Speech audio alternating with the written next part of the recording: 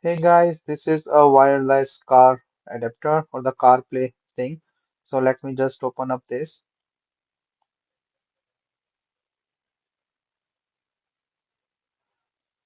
So this is a really nice car adapter. So what happens like when you want to use a CarPlay or Android car, so you have to attach your mobile with the USB.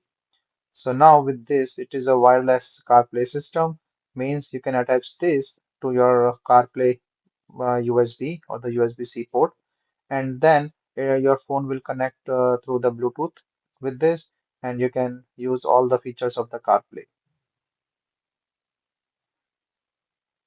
So you can see like it have both USB and USB-C, and also can be used both by Android or the iPhone.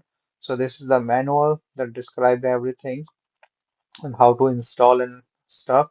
So here, like as I mentioned, when you take this out, so there is one way it's a USB-C. So if your car have a USB-C for the CarPlay or a USB, so this is a pretty nice thing to use.